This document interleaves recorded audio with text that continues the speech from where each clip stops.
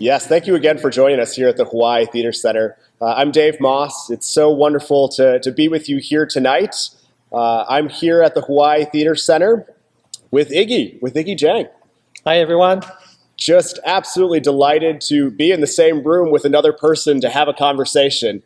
It has been a long 4 months, 5 months. I've lost count now of where we're at, and I've just been overwhelmed by the support of everybody in this community as I've onboarded here with the Hawaii Symphony and becoming a part of this community here in Oahu and Honolulu. So thank you all for the support, and thank you, Iggy, for joining me. You're here very tonight. welcome. I remember our last live concert was back in March, early March, and I was making a pre-concert announcement on stage, and I was saying, next time you see us on stage, Dave Moss will be saying hi to everyone, and I want you to say your biggest cheer for him. So today is the biggest cheer for Dave. I hear it. I do. And I really appreciate the warm welcome, and especially from the musicians as we've worked together through what is certainly an unprecedented time. Little did I know back in January when you and I first met through this whole interview process that what our world would look like and how important it would be for our relationships with this community to sustain us during this time, and how much we're all looking forward to getting back to the stage. And as an executive director, you have to absorb so many things. It's hard enough to come from a place that's pretty far, Chicago, we'll say, and you have to absorb the culture of Hawaii, the orchestra, but then you had the pandemic that hit us. So tell us a little bit about the last few months from a personal level. Yeah, absolutely. Well, I will admit it's been a challenge, but it's been a welcome challenge. I'm really grateful to be here in the community, and really a lot of the things that the board and this community brought me here to do, we've still been able to do that over the past 4 months. And with this time away from the stage, we're looking at how our organization interacts with the community, how we engage, what we perform, how we perform it, how we reach an audience. And we've really taken this window of opportunity to lean in and really start to have some really great conversations. And, I think what this pandemic is showing us is that we're resilient, we're incredibly nimble. I would say we can fundraise successfully.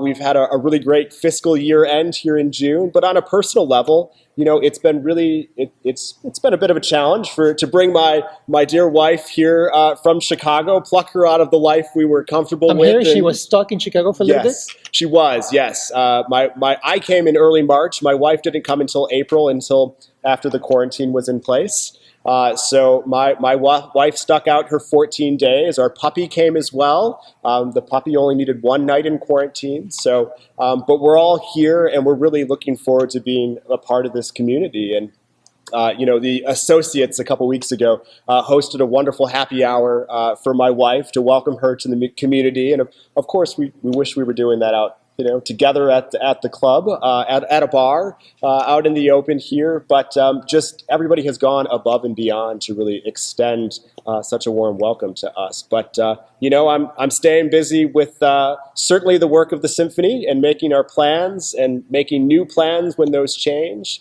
And then taking in as much of Hawaii as we can right now. And really this opportunity without tourists and without traffic. Everyone told me how bad the traffic here is. It takes me 10 minutes to get to work. Well, we're very, very thankful for your tireless work. As you know, an orchestra is many things, right? You see the musicians, of course. There's the backstage staff. There's the staff management, the associates, the volunteers, the board members, and you sort of been the glue between all those components. So thank you so much for your time. Absolutely, yeah. It's it's such a pleasure for me to be that thing that gets to communicate with everyone. I think one of my biggest joys in my time here so far is every Friday, I carve out my afternoons to call and thank donors. And it's been a really great way of calling and thanking people, no matter the size of the gift, because it really, every single gift that is made to this organization sustains us. And, I think that that's just one of the biggest joys I get, along with, hearing the orchestra and getting to be in the room when the music is made, is really being able to say thank you for all the support that makes this possible. So, mahalo, thank you. I know many of you are listeners. Yeah. Students, patrons, donors, board members, everyone. Yeah. So what's in store for tonight? So tonight, we are traveling back in time.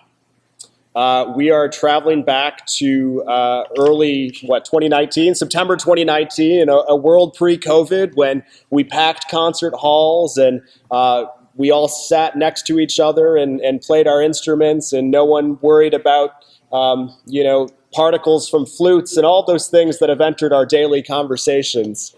And we're going back to celebrate the kickoff of our rebroadcast series with Hawaii Public Radio, one of our great sponsors and partners here. And we're going to hear at 8 o'clock tonight, just 23 minutes away, a rebroadcast of program number 1 of our Halakulani Masterworks series. And I have to pause for a moment, and a big thank you to the Halakulani for all of your support. Yes.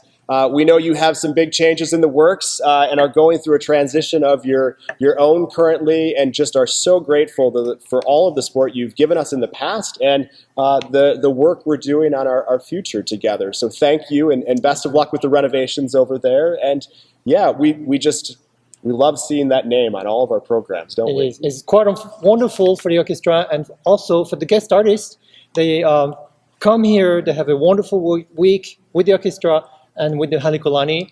They go back home and they tell everyone about the Halakulani. Yeah, absolutely. We really appreciate the sponsorship, and we couldn't do it without them. That's right. Yeah. So yes, tonight we're going to hear a program led by Michael Stern, featuring a wonderful program with Copeland, with Danny Elfman, with his violin concerto, and Berlioz Symphony Fantastique. But before we get into the program, I have to ask a question. What have you done with your time during all of this? How many hours are you practicing? Surprisingly, I've kept in shape. I've had a few live streaming sessions, some recordings, and the symphony always keeps us busy. And so the personal work that you do is not just to keep your fingers in shape, but it's also to keep a little bit of sanity within yourself, which is very, very important.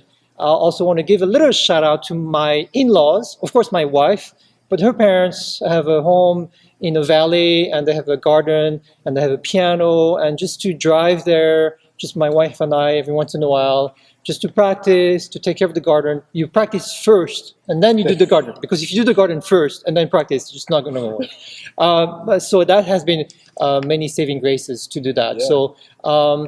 But we're all in this together. Yeah.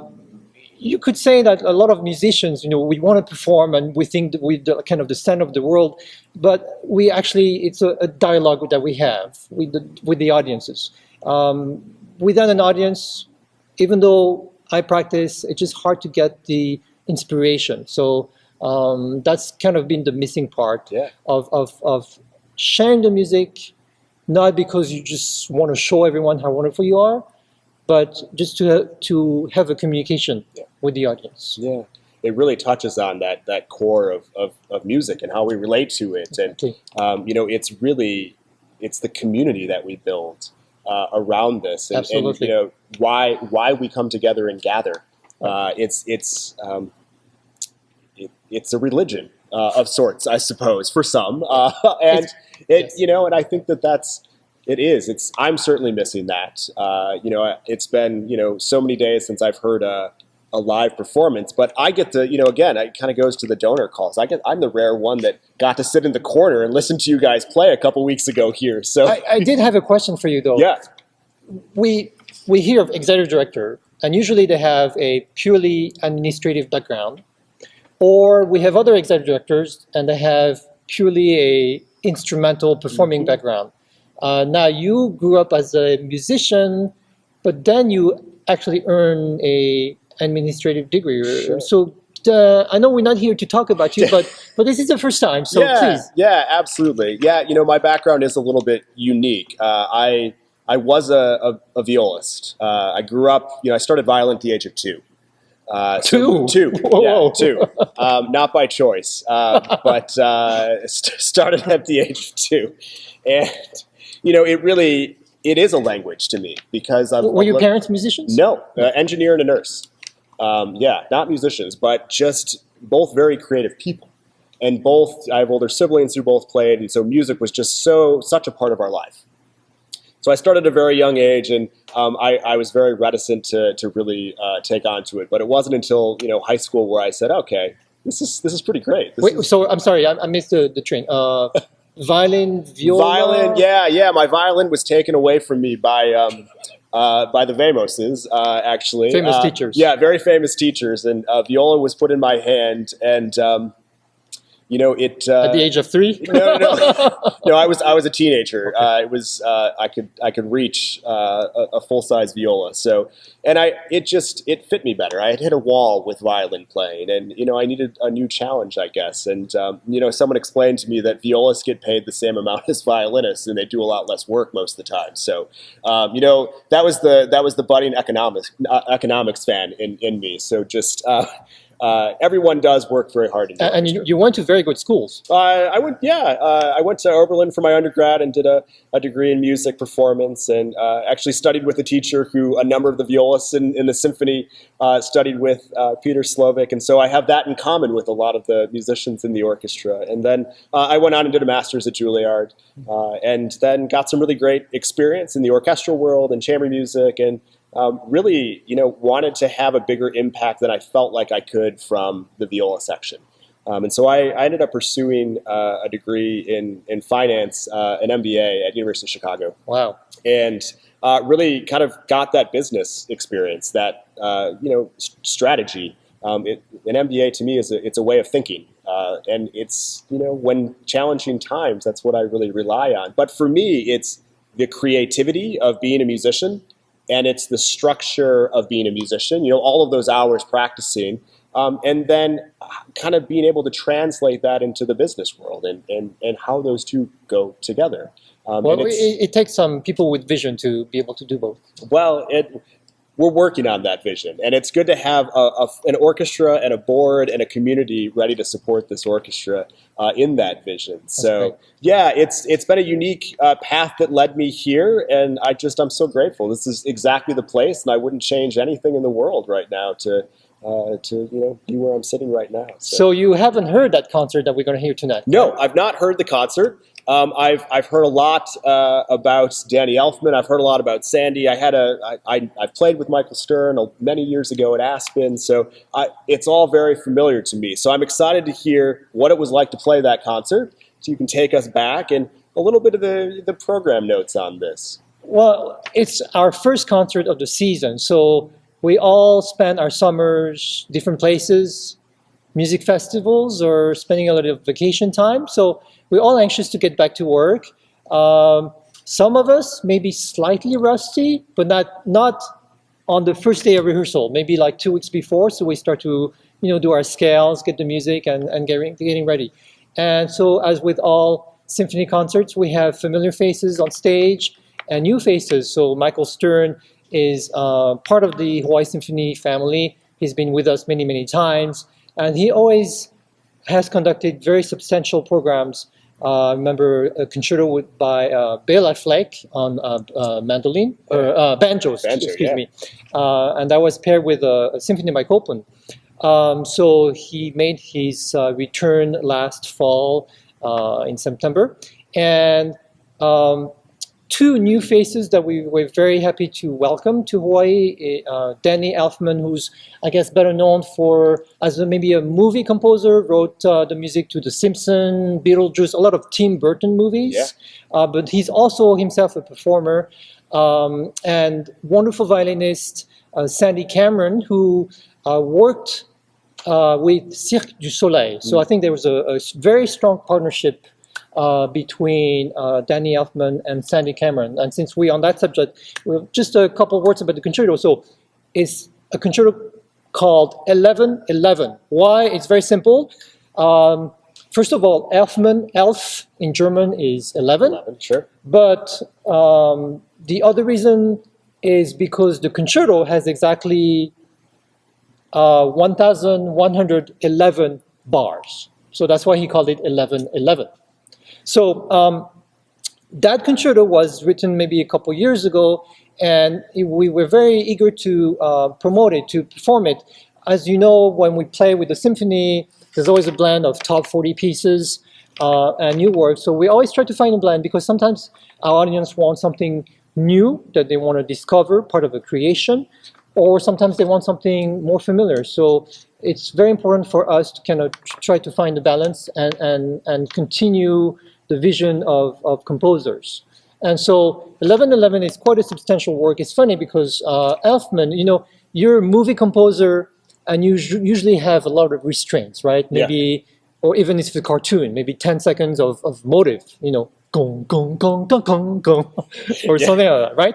And so I think Danny, when we interviewed him, felt this sort of liberation of being able to have an artistic product that had no limits. Mm-hmm. So the work is divided in 4 movements, and he said that the outer movements, number 1 and number 4, have a sort of a romantic aspect to them and are somewhat more linked than number 2 and 3.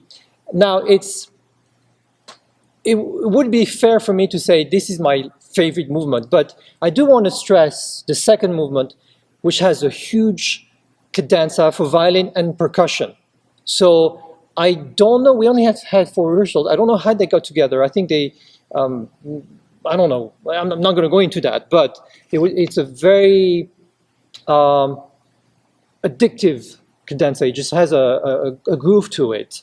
And the percussion section, and my friends, I think it was Becca, Loreto, Chris Cabrera, I think Brad Davis, and I'm forgetting someone. Who is the 4th one? It'll come back. Jordan Schifino, sorry, Jordan. And it's a very substantial percussion. You have bass drum, claves, chimes, cymbals, glockenspiel, suspended cymbals, tam-tam, tambourine, timpani, tom-toms, triangle, vibraphone, wood blocks, and xylophone. So I encourage the audience to listen to particularly that second movement, but also enjoy the romanticism of the other movements. Sorry, I took a little of time describing the concerto. Oh, that's great. I'm eager to hear it. I had heard, of course, Nightmare Before Christmas, all of those big Danny Elfman pieces. And what I think you touched on something very interesting with movie music. You go see Jurassic Park, you walk out of the theater and you can hum the theme. It's very, and so as someone who is that lyrical of a composer, I think to be able to write such a multi-movement work from that mentality and to work with someone like Sandy, who she's just such an electric violinist. Yes, so I think in the Cirque du Soleil, what is that word? She was an aerialist? Yeah, yes. I don't know how you say that word. No, that's how I would say it. Yeah, and she would play, right? Yes. So yes, she would do both things. I can't even trying to play left hand, right hand together is hard enough, but she was playing the violin and having suspended down from the ceiling. Yeah. And so, just between you and I, just between Zoom and I, you think, those people, those artists, they probably are great at the Cirque du Soleil, but maybe they don't have great chops and musicality. But I was so wrong. I was just so wrong. Yeah. I mean, wonderful tone, wonderful musicality, and just great virtuosity. And you can see the partnership between two, just all the great violin concerto, Brahms, they had a great partnership with Joachim and Shostakovich with the Oistrakh, and you had Cameron with Danny Elfman. Yeah. Has anyone written a violin concerto for you? Yes, actually. Yeah, I'm happy to say yes. Dr. Donald Womack, who teaches composition here at UH, and his wife, Anna Womack, is a viola player, wrote a concerto that we premiered here with the Hawaii Symphony Orchestra in the early 2000s. So, and he's moved on. Don has moved on to write other concertos. I think maybe a second one or a viola concerto. So it's been very. It's really nice to be part of a creation, and that artistic vision that Yeah. we all sometimes are jealous of. Yeah, Yeah, sure. yeah. Well, just looking at the time here, let's Yeah, oh let's my let's talk about the rest of the program here tonight. So, opening the program is Copland's Fanfare for the Common Man.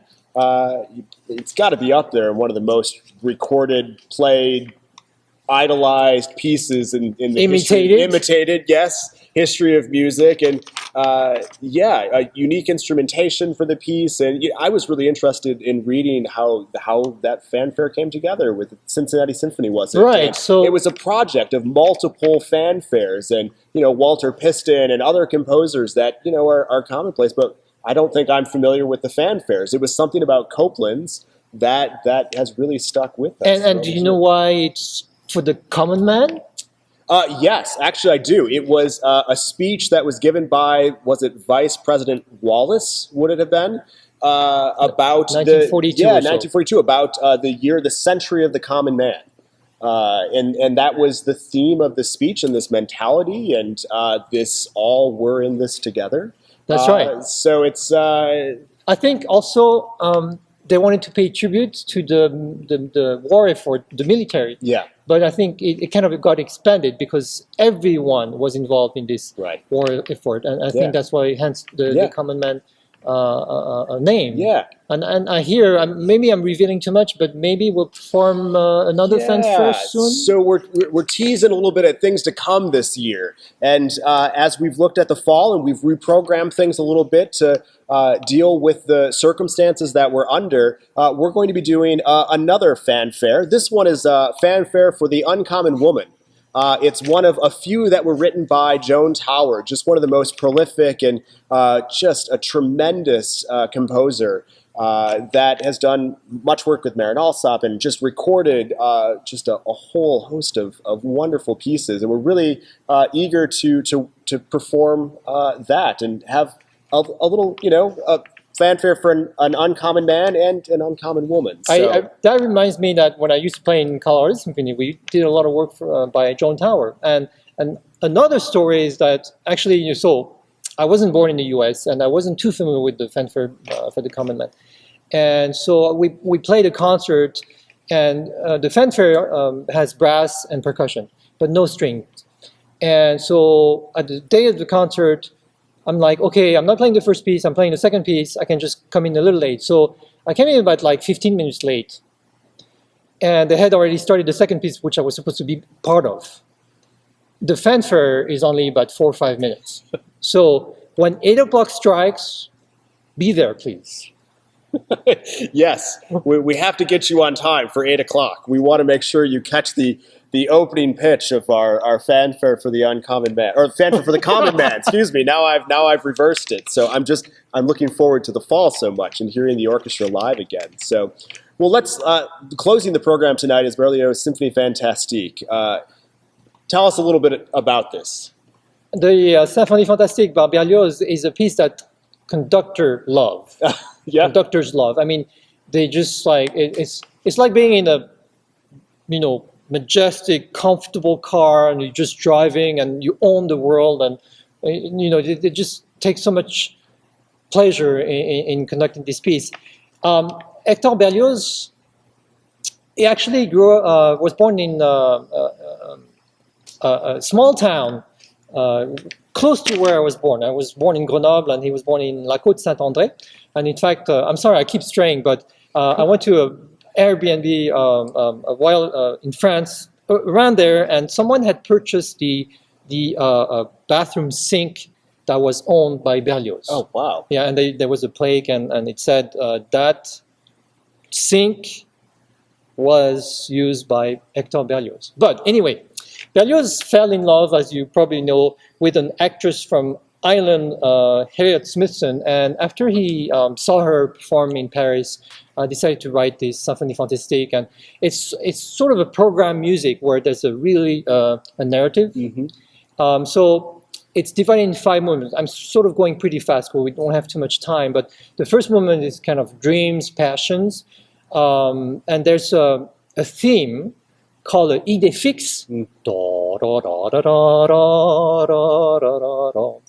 that will be throughout the whole symphony. Second movement is a ball, so he's pretending he's at the ball, right? I forget exactly, but da da da da da da da da da ba da da da ba da da da. And you have two harps. Usually, in a lot of literature, you have only one harp, but in this symphony, you have two harps. Number third movement, I think, is the countryside. I forgot what scène aux chambres. So I invite everyone to pay attention to the I think it's called Rend aux Vaches. It's a song, a duet between an oboe and an English horn. Principal oboe, of course, Scott Janish. And you may hear also he actually gets off stage to perform in the back. So you hear maybe not as loud. And then English horn is Michel Fang. So a beautiful duet. And then at the end of that, there's a thunder with, I think, four timpani players. Jordan, Brad, Becca, and Chris. I didn't forget you, Jordan. And then it's a bit psychedelic because Berlioz, maybe, in his spare time, we don't know what he was doing, but he had dreams. And so he dreams that he actually kills his lover, which is Harriet Smithson. So you can actually hear a head falling because he's been punished, like the guillotine. You hear big pits from the violins, and that's the head falling off.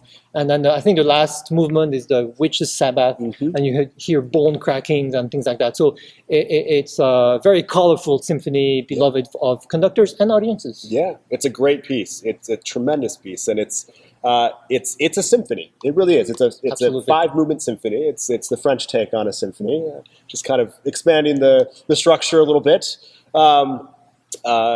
We'll have to share that with our audience at another time. We were having some side conversations, some pre-conversation about French composition and symphonic repertoire. And I think looking at the clock, we should we just have one question at the moment, and we forgot to mention that we have questions and answer. But I think what we're realizing is that we're going to have to do this again.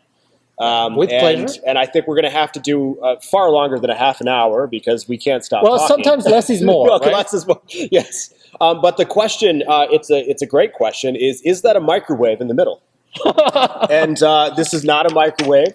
This is an antique radio. Since we're going to encourage you all to, here at 8 o'clock, go fill your glass, tune your radio to HPR2. A huge thanks to our sponsors to make this possible, the Halakulani Masterworks, and thank you to HPR for your partnership in the broadcast. A huge thank you to Greg Dunn here at the Hawaii Theater Center for all of his support in making this possible, and for Donna Tsunoda, who's been just a true just gem in helping us with all of the video and audio equipment and helping these things roll in these new times here. So we're counting down the seconds to the broadcast. Thank you, Iggy, for joining me. Dave. And I look forward to seeing you all very soon. Go tune in, and we can't wait to be with you back here. Can't wait. Sometime soon. Thank you again. Mahalo for all the support, and stay safe.